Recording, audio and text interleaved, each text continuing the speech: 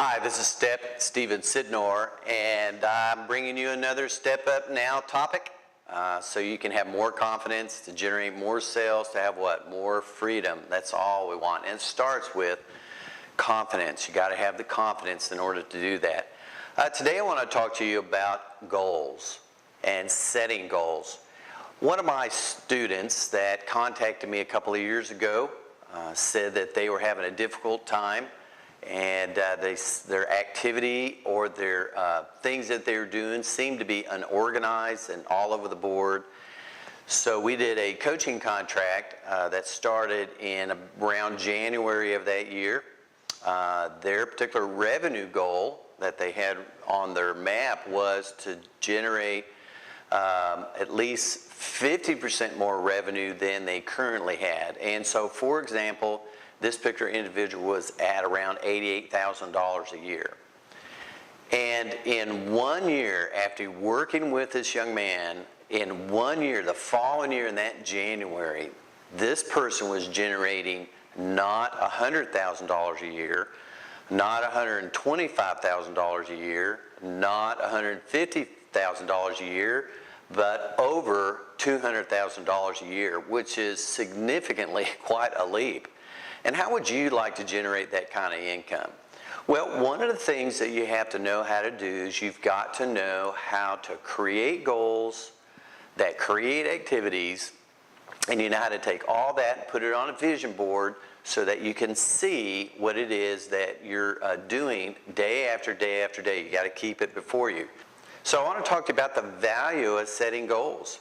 There's a quote that says you can do anything, but you can't do everything. Isn't that true?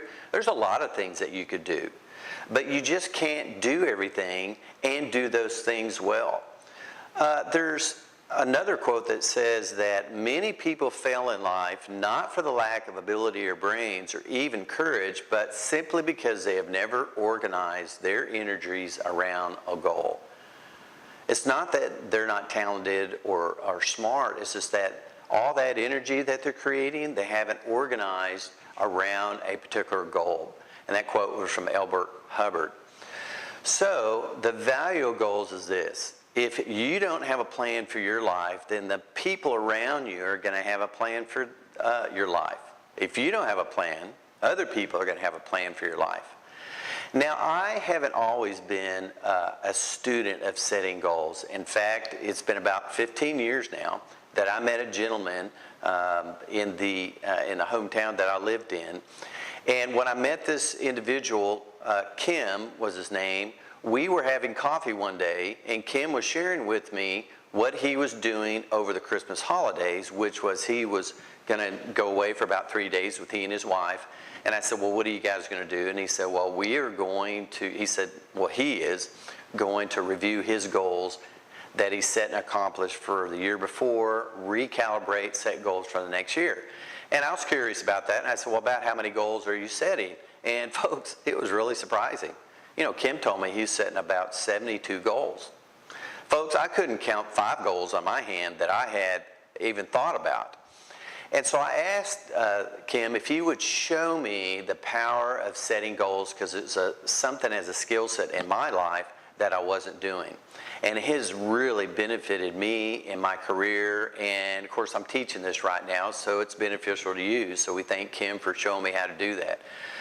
But goals are something that you accomplish. This is very important to remember, that goals are not things you do, but goals are simply things that you accomplish. It's the activities relative to those goals that you do. So you do the activities that get to your goal.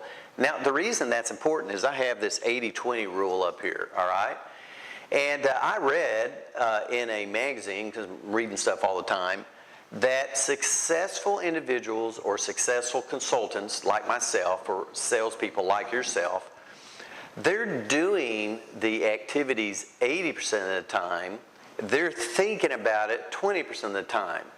And those who actually aren't generating the kind of life that they want out of the life that they have what are they doing? They're thinking about goals and activities 80% of the time. They're doing stuff 20% of the time. So you have to remember that goals are something you accomplish, but activities are the things that you do.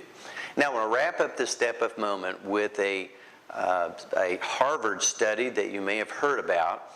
In 1979, evidently there was a Harvard MBA study. I actually went online to try to find it. I couldn't find it. But the data is still really interesting to take a look at. So they asked the graduation class for this particular Harvard graduation, have you set written goals and created a plan for the attainment of those goals?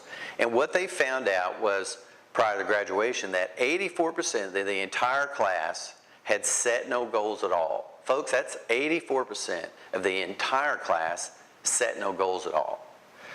13% of the class had set written goals but didn't have any concrete plans for those goals. And only 3% of the class had both written goals and concrete plans. Isn't that amazing?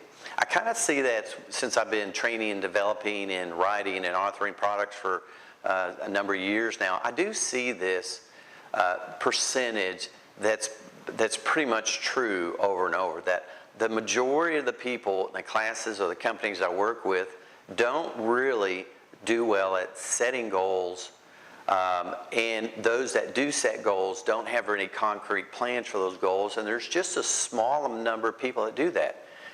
Well, here's what they found out, the results. 10 years later, evidently the study, they tracked these people, followed up with them 10 years later, the 13% of the class that had set written goals but had not created plans were making twice as much money as the 84% of the class that had set no goals at all.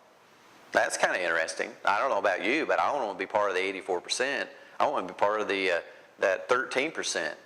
But the 13%, they set goals, but they didn't have any written plans for those goals. So what do you think happened to the 3%? Well, this is pretty amazing. The 3% of the class that had both written goals and a plan for those goals were making 10 times as much as the rest of the 97% of the class. So what does that tell us? That tells you that in the value of goals, that the people who write down their goals accomplish significantly more than those who have goals that are unwritten or they don't have a concrete plan for those goals. So what do you need to do today? Well, if you've set goals and you haven't created the plan for those goals, that's some of the things you need to do. And maybe you have goals and a written plan and you need to review that every day to make sure that you're heading in that direction. Well, I hope you've enjoyed this Step Up Now moment in this topic. Be sure to like our Facebook page under Stepp Sydnor Training Solutions. If you need any help, I'm at Stepp at steppsydnor.com.